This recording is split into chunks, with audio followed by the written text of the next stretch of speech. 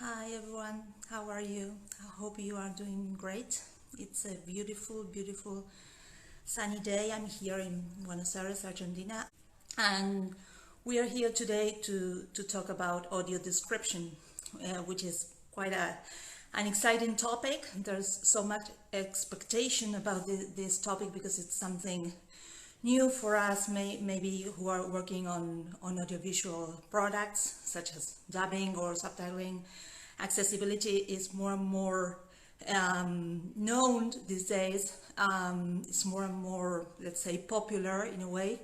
Uh, and this person I'm going to interview today has done so much for audio description. So it would be a pleasure to talk to him. Let me see if I can find him.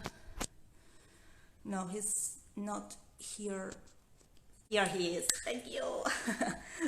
Okay, we should be there now. Hi. All Hello. right. Well, sorry. No, Are you I there? didn't Thank you. good. Thank you, Joe. Of course. Well, we have to start by asking you, who are you? Where you come from? What you do? Who I am? Well, I started life as a baby. No, anyway.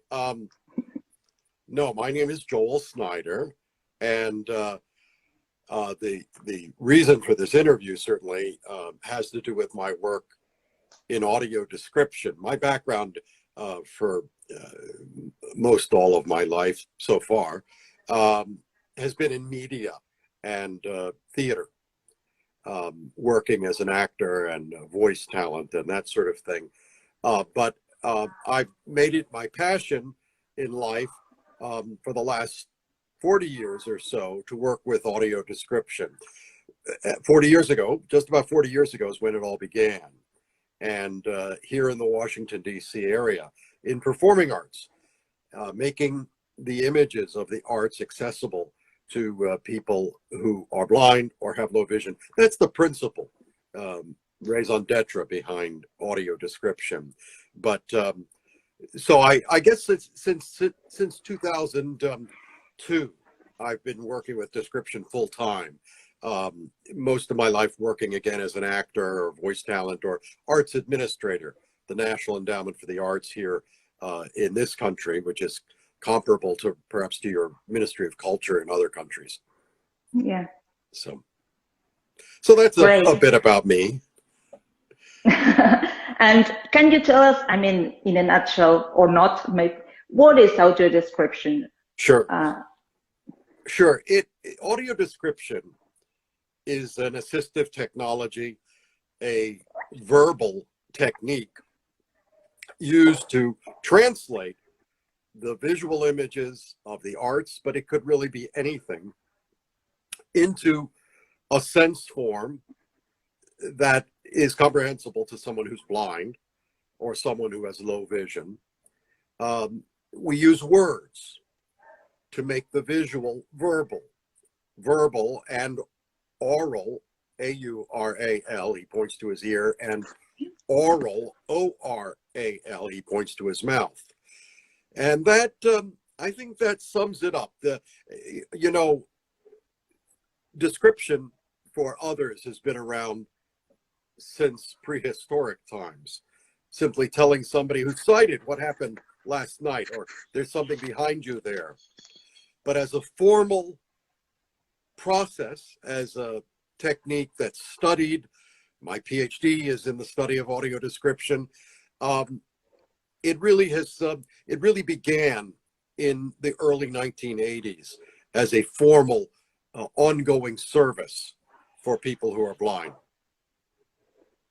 And you can, of course, you can find audio description in museums, theaters, Right. And now it's come. I mean, I don't know if it's now, but I've seen it like a couple of years ago in audiovisual materials such as movies or TV broadcasts. That's right. And how is the process of making audio description, or how is the process of describing something for someone who can't see or who can't see well? Sure. Well, a little bit about the history there, because you mentioned several genres, essentially. in 1981, it all began in performing arts, in theater, for live theater.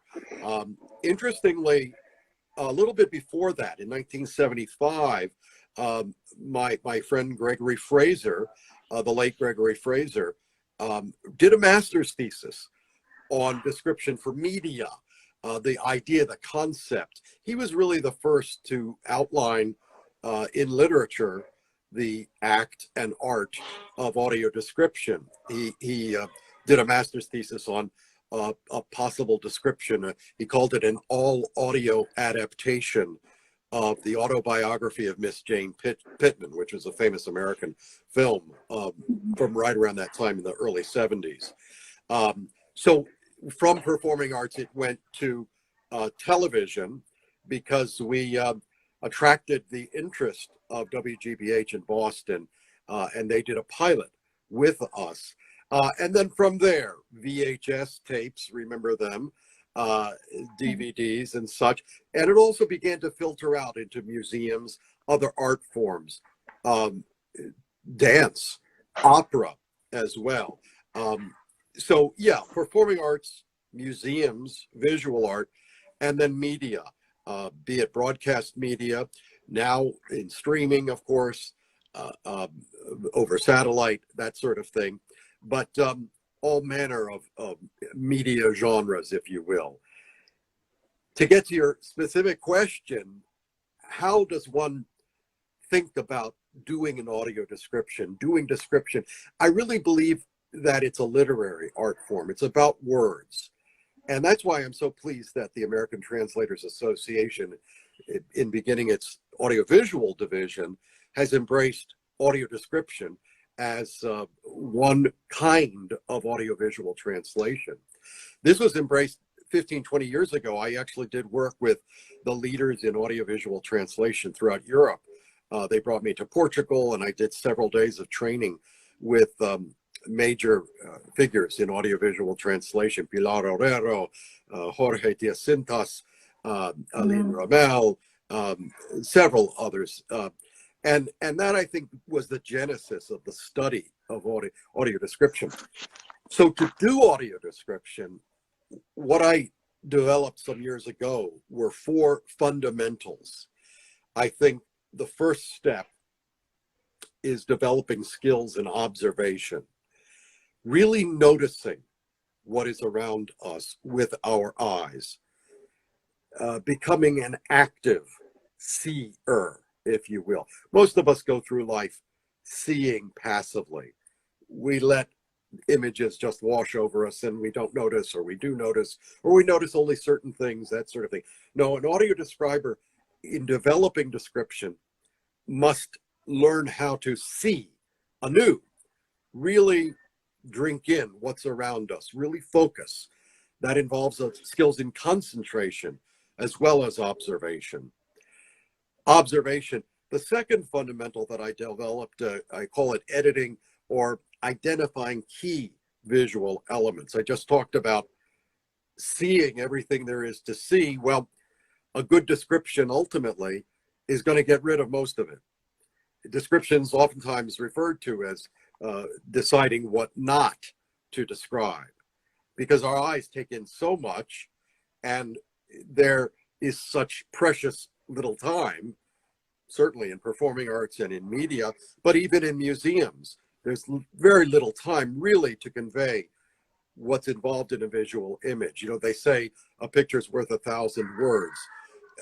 Maybe, but a describer would say that a few well-chosen words can conjure vivid and lasting images in the mind's eye.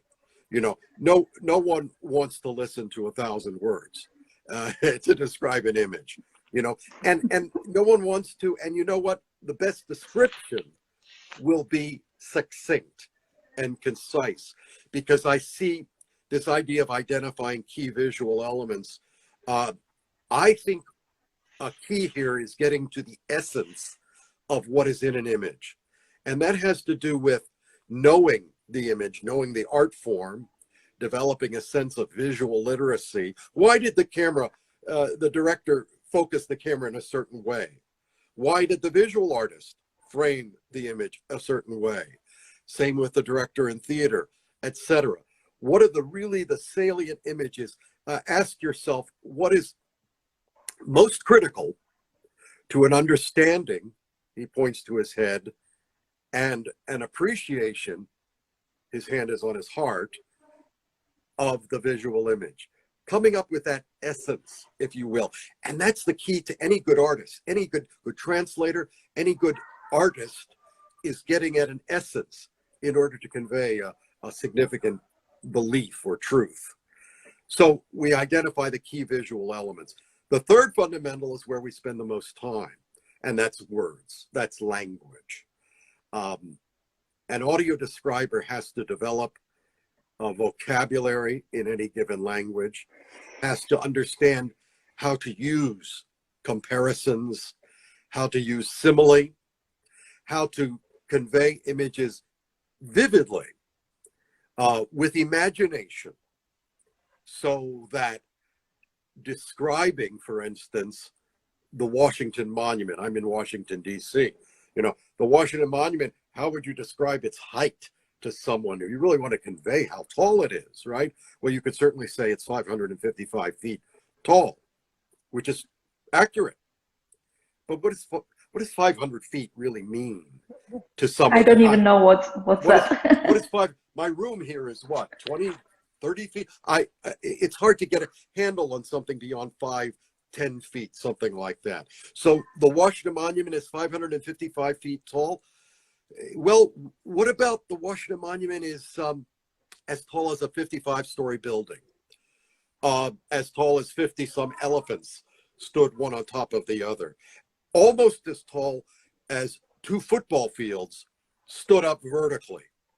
You know, now we get a feeling, an image, a sense of great height, because, you know, an elephant is a big thing. The Washington Monument is ringed by flagpoles. The monument itself is 20 times higher than those flagpoles. Okay, that's getting more than 555 feet, if you will. So language, vivid language, imaginative language, skill at the use of language, alliteration, onomatopoeia, etc., consonants. And then finally, the fourth fundamental, 99% of audio description is voiced aloud.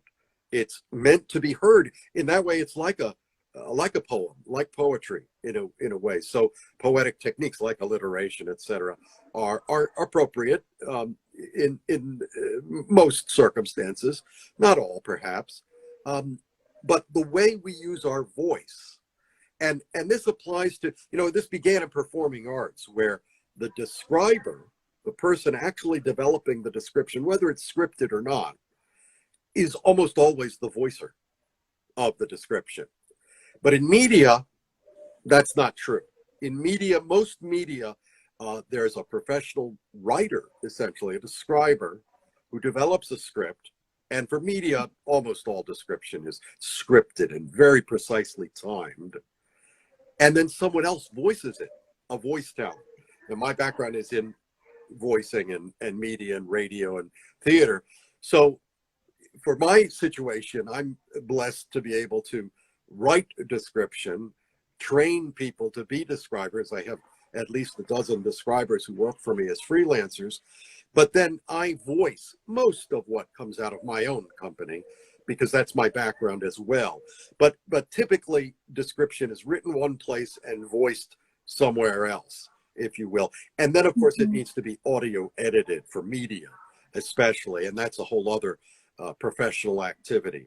So the voicing of description, developing vocal skills, whether you're the one voicing it or not, understanding what the voice talent must know. They must know pronunciation, and as the describer, you have to indicate pronunciation when you develop a script, how to enunciate words, how to use the voice, use fundamentals of oral interpretation to make meaning. So for instance, Daniela, I'm going to say a sentence to you, all right? I want to know if you agree, okay?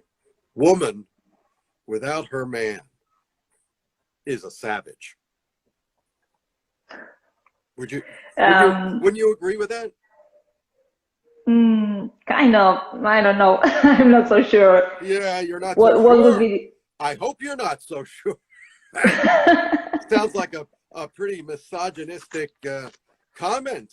I was thinking about the comma, but yeah. There you go. There you go. Now you're getting Because I'm a translator, I'm a That's translator. right. I work with text, so that's why.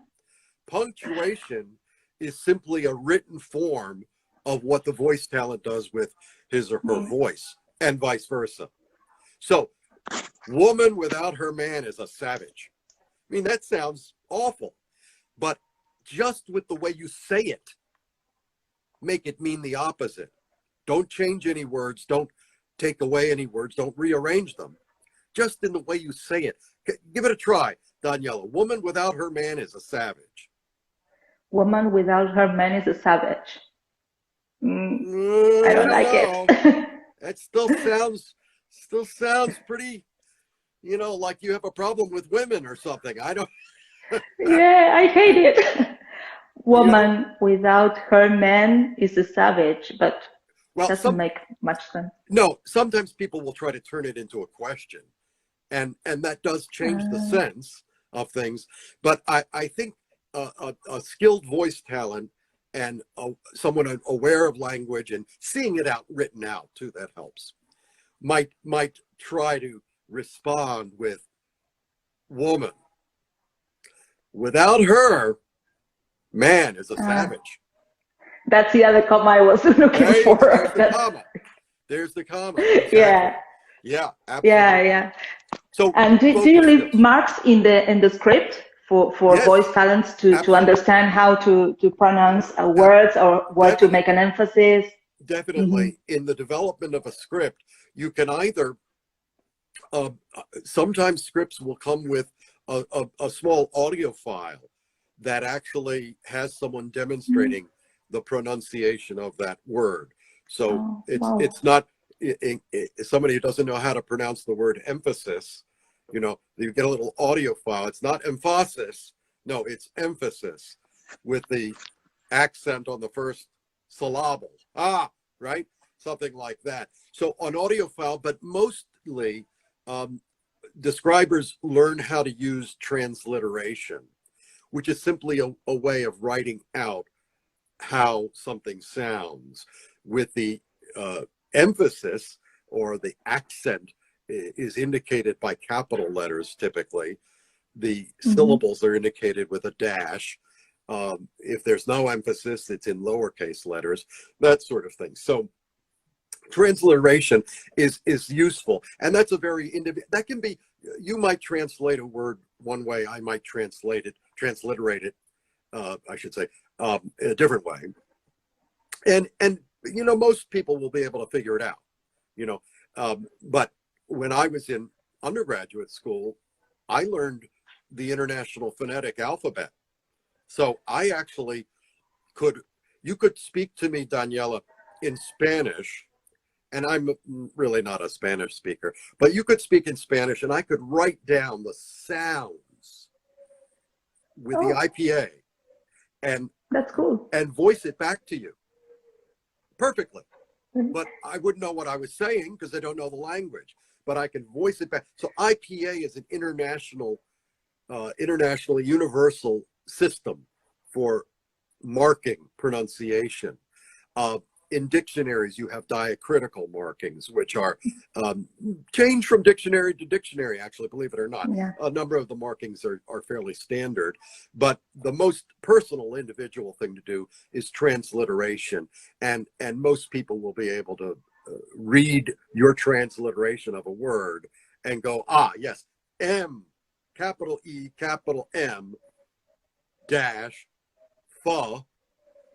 F-U-H, right?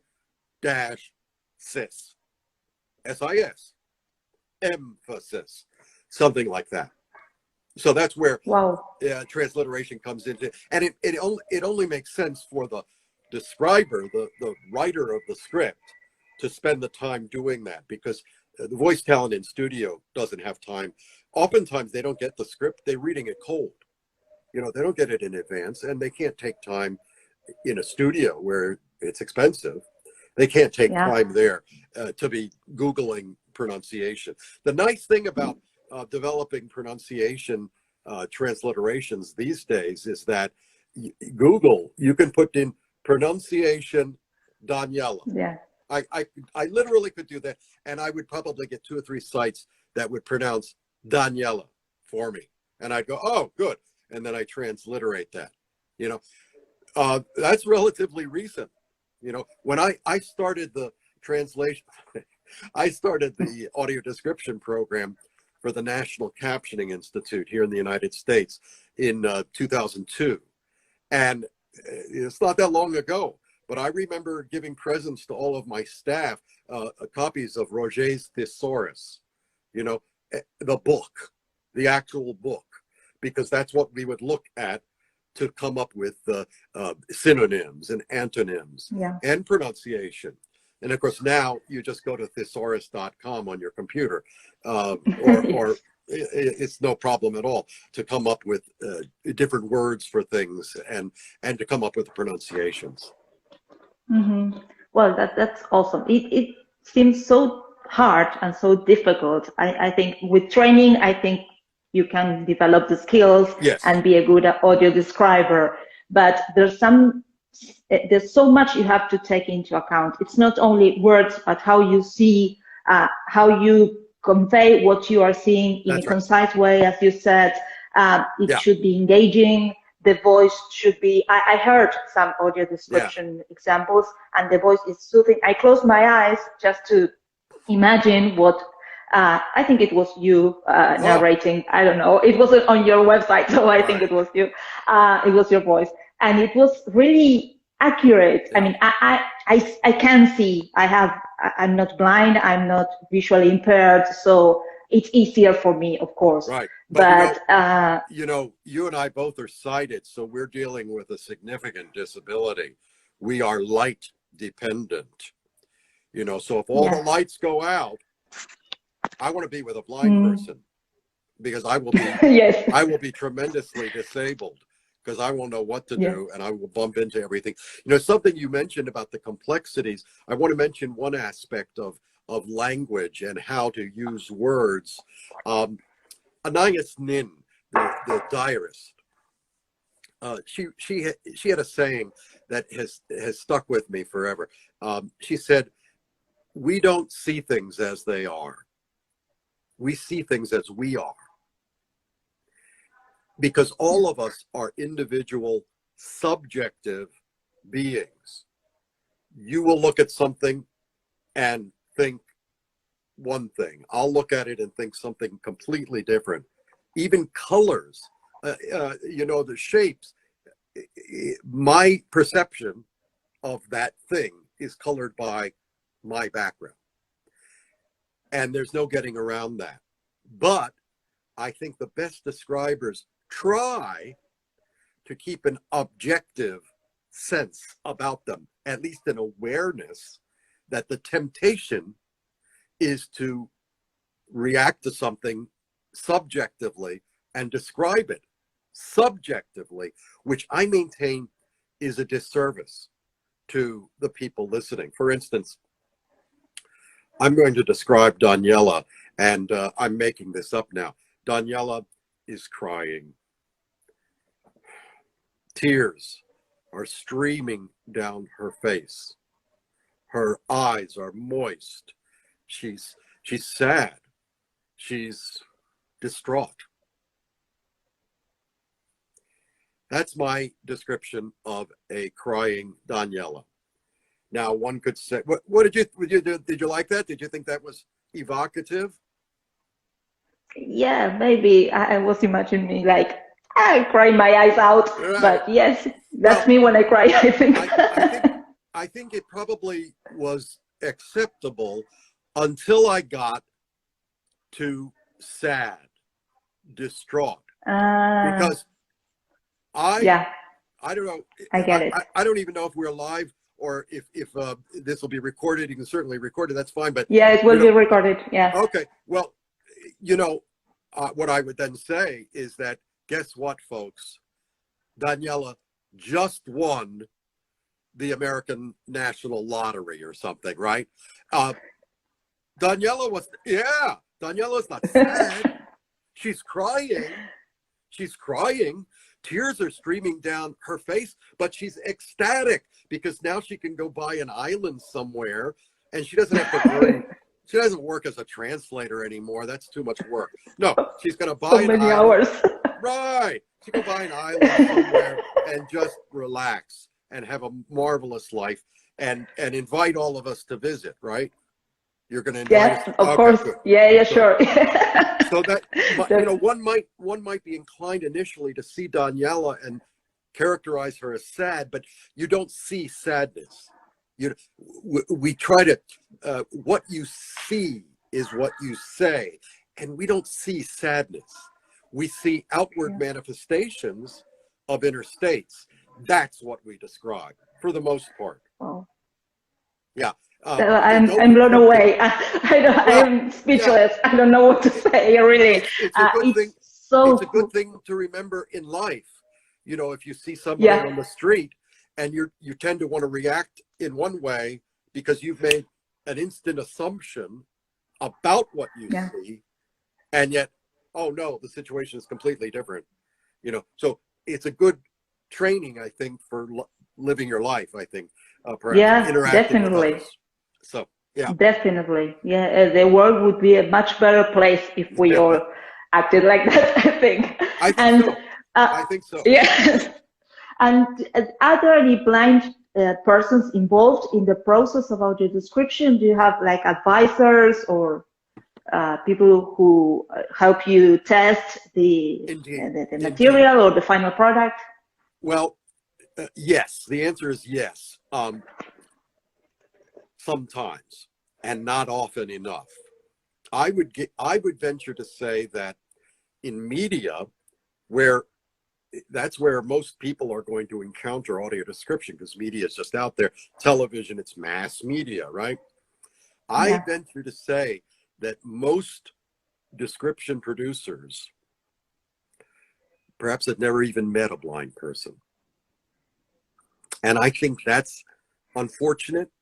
And I think that might very well color negatively how they approach description.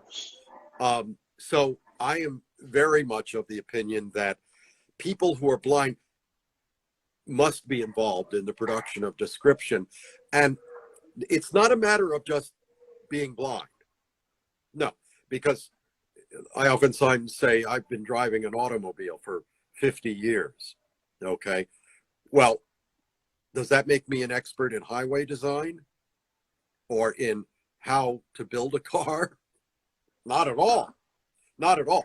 So it's not a matter of simply being a blind person.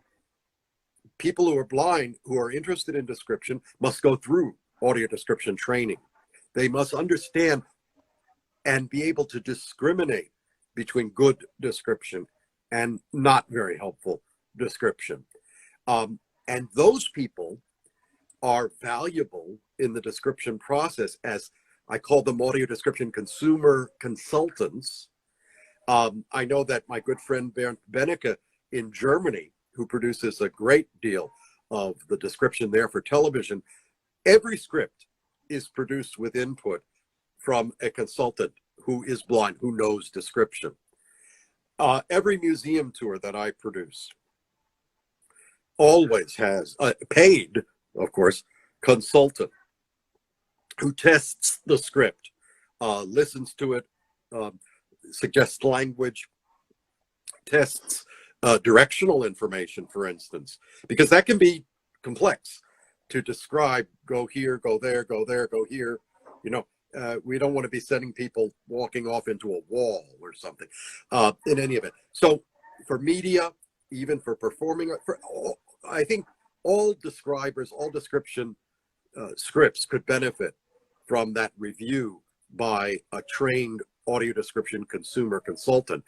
And some of the best voice talents for audio description are people who are blind. No reason why a person who's blind can't use a refreshable braille display or even hard copy braille to do description. And not all, keep in mind, not all blind people are blind. Blind tends to, Yeah. in the mind, we tend to think blind. Oh, okay, no light perception, blind from birth, congenitally blind. No. That's a small part of our audience. So there are people with low vision that might be able to work as describers and certainly as voice talents as well. And by the way, audio editors, and that's for media, that's the an extremely critical part of the process. And some of the best audio editors I know are totally blind. No reason why a blind person can't be an audio editor. So, I'm very pleased that you asked that question, because absolutely, people who are blind should be, really must be involved in the process. You know, here in this country, we have the phrase among disability activists, you know, nothing about us without us. And I think that applies to description. You know, description is for people who are blind primarily. It ought to be by and with people who are blind or have low vision. Well, that's great to hear. Yeah. We were asked about audio description. I mean, can you do? I think. Let me see. Carl made the question. Maybe it's Carmen or something. I don't know, because we have nicknames here. Thank you for a question. Can you translate? I mean, if you have an audio description script in English, can you translate it into, for example, Spanish or any other language? Very good Is question. it possible Yes. to do that or not? Yes. Possible. Yes. Is it the best way to convert description? There's literature on this. I'm of the opinion that best to find a native speaker of, say you have a video in Spanish, best to find a native Spanish speaker and train them in description and let them describe the piece anew, even though the original was in English and you have the English audio description script. You can use that perhaps as a guide, but first of all, as you know, it's going to take, what, 30% longer to voice something in Spanish than it would in English. Yeah. So your timing is all mixed up. You can't just take a translation because it just won't fit. You have to time it to the Spanish version. Back when I was at the National Captioning Institute, we did the description for Sesame Street, which people in this country know, of course, as of 40 years now, leading television program for kids. And that was a lot of fun. Well known. That was a lot of fun. And we also did the Spanish version, which is called Plaza Sésamo, and broadcast, I think, principally in the American Southwest.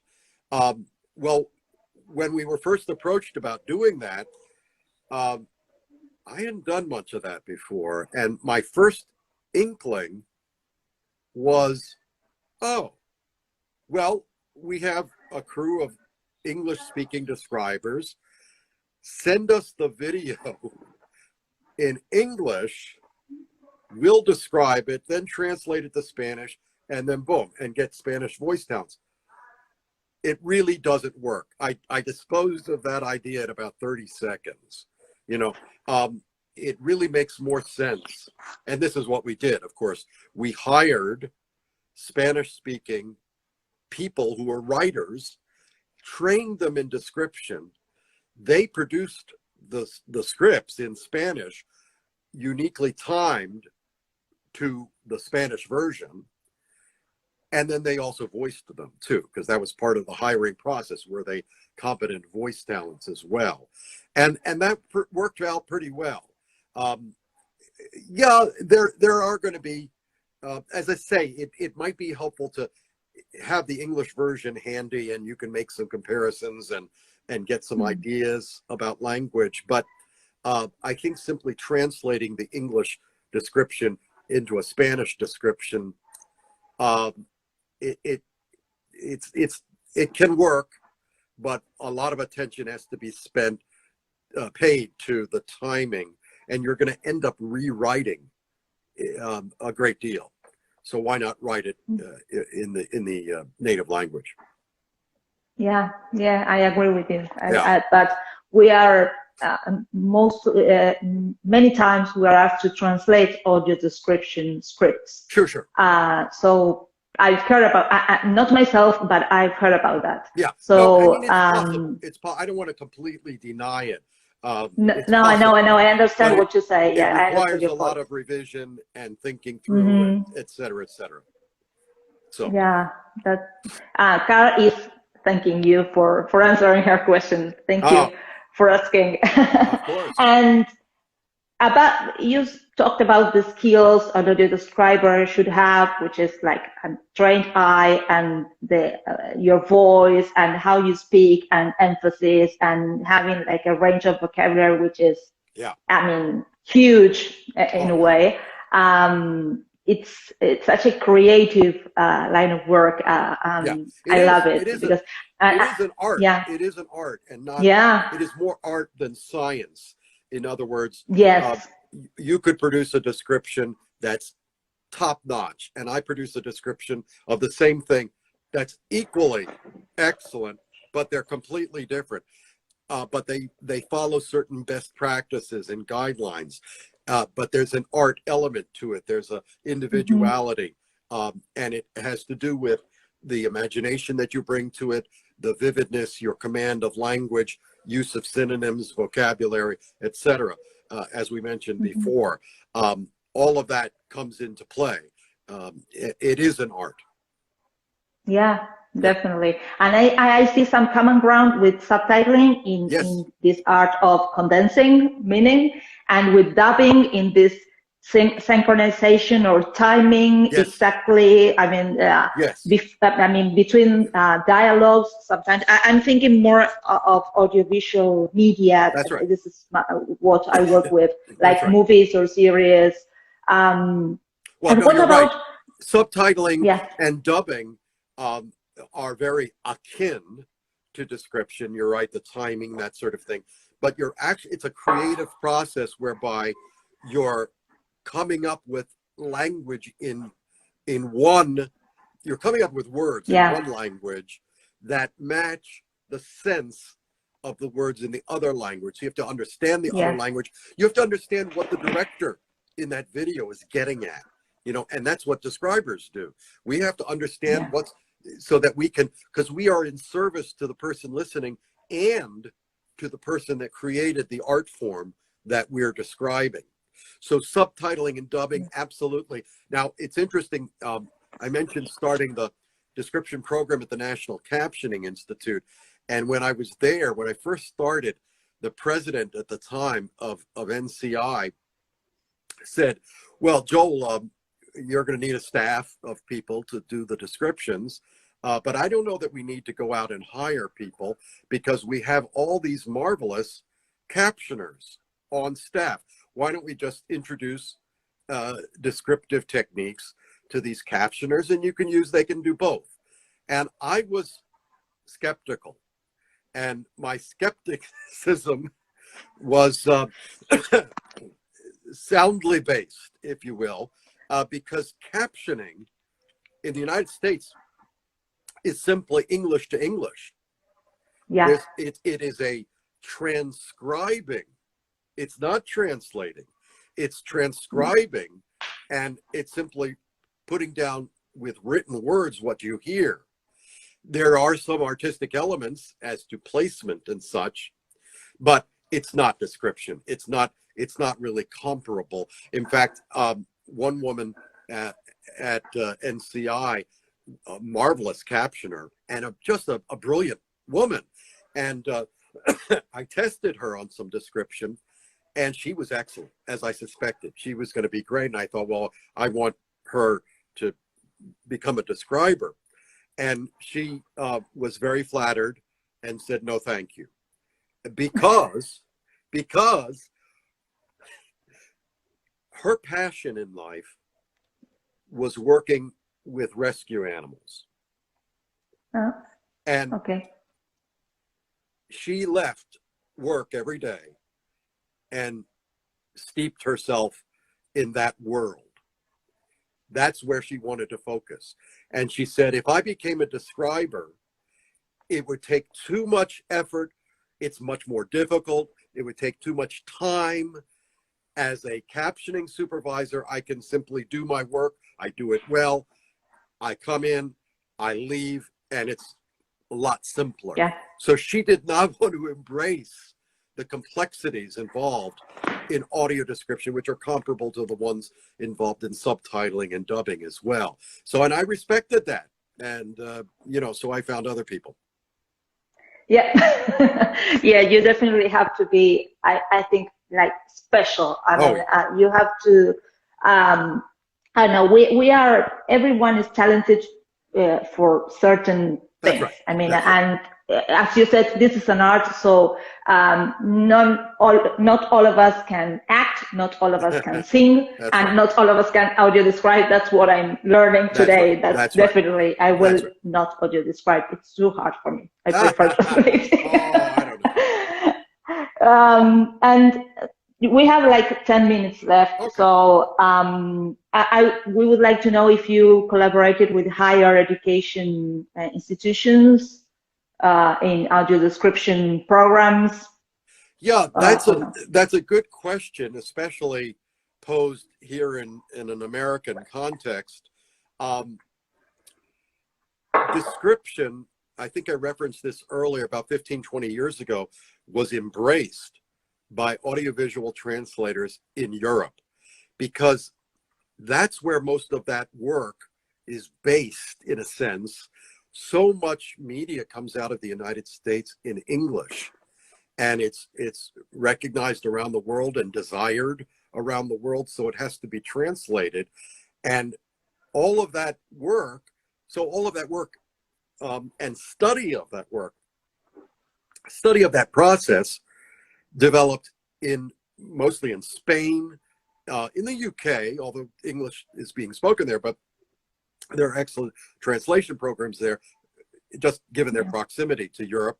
But Spain, France, Germany, Belgium are where a lot of the best audio description programs, audiovisual translation programs are based. And they have embraced it and developed courses. My PhD is from the Universitat Autónoma de Barcelona. And I'm not a Spanish speaker or Catalan speaker, but I was able to pursue that work mostly by remote, although I've been to Barcelona a dozen times at least. But so it really, the focus on the study of description has been in Europe, and it's several other countries around the world as well, I should say. In the United States, sure, there's study of translation and as a vibrant translation industry, but as far as audiovisual translation, as you know, it's only a relatively recent division of ATA, and I'm so pleased that there's been this discussion and embrace of it in the United States, because description will be an important part of that, I believe. The other connection to institutions of higher learning in the United States is that colleges and universities are obligated to accommodate students of all abilities. And a blind student, if they're there's no reason why a blind student can't take a cinema studies course. They may need to experience some films. Well, the films the professor chooses must be audio described. They must be accessible to that student. So there's a fair amount of work happens in just making description for these projects that are going to be used by students. So, there are language programs in the US that would benefit from description courses, theater, media, visual arts, English language, because it's about use of language, certainly, but also disability studies is a vibrant area in the United States. And there should be classes involved in that study for folks who are developing that that expertise, they need to know more about description for sure. And media, my goodness. Filmmakers today, they're focused and they're trained on making the film. And once it's edited, it's gone and they're working on something else. But there's a whole post-production process that involves translation, description, captioning or subtitling, etc. And most filmmakers don't have a clue. They don't know what description is. I've actually had this discussion with people like Woody Allen and George Lucas. And once they're finished with a film, they're not so involved in post-production. So they don't really have a sense, and they should. I think that should be part of media studies, because the use of description can impact how they make the film. I mean, a lot of people say, oh, well, then they should put more pauses in. Sure, that's right. But can audio description be an aesthetic innovation in and of itself? Can a film be created self-described? In other words, the language that the actors use, maybe there's a narrator, the description is built in, and then it's not an afterthought. It's not a post-production technique. I think that's going to catch on. Deb Fells in Ryerson University in Toronto has done a lot of work in this area, and wonderful work. And she's developed techniques for doing just that, incorporating the description in the creation of a film or a television program. Well, that's so great to hear. Yeah. I mean, I think we will see more and more of that in the future. Oh, yeah. I mean, as I said, for me, it's something new. I learned about this audio description about like 3 or 4 years ago. Sure. And no more than that. So I think we are all learning in the process. Oh, yeah. And the same happens with everyone involved in an audiovisual product, from directors, producers, directors of photography, and I mean everybody. So thank you so much. I'm sorry for the mistake at the beginning, but this chat was so enlightening, and you were so descriptive of what you do. It's a word. Thank you. Thank you so much. And thank you to Deborah and everyone else at the ATA that understands the importance of description as a kind of translation. I had a marvelous time presenting at ATA. What was it, 2 years ago? We're doing everything virtually now, but I look forward. I look forward to the time when I can join all of you live and in person, and do other sessions on description. I'm so pleased that ATA has welcomed audiovisual translation and description into the fold. Thank you. Thank you. That's really interesting. Thank you. And I will leave you now. It was a pleasure having you here, and we hope to chat next time, maybe. Absolutely. Another time. Real quickly. I have my own company, Audio Description Associates, but I have one of my contracts is with the American Council of the Blind.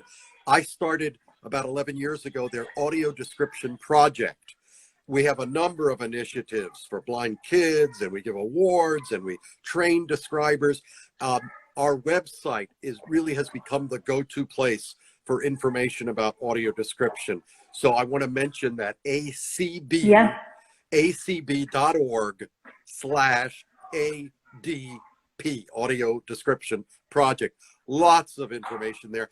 Plus, I want to invite your folks to feel free to contact me at Snyder, JSNYDER, at audiodescribe.com.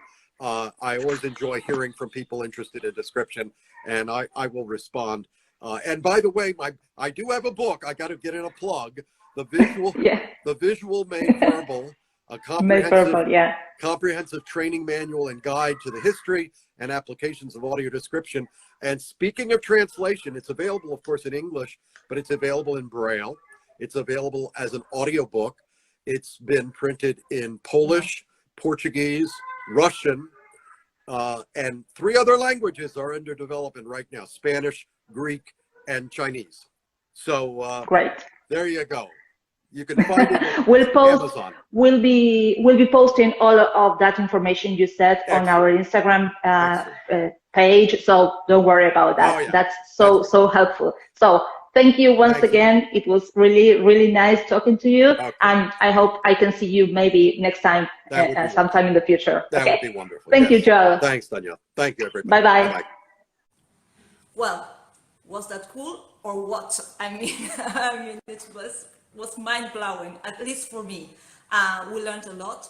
Joel is so I don't know, so kind, so warm. I mean, that's why he's an audio describer. He has the talent, of course, and it is an art, as he said. So see you next time. Thank you for being there. Bye bye.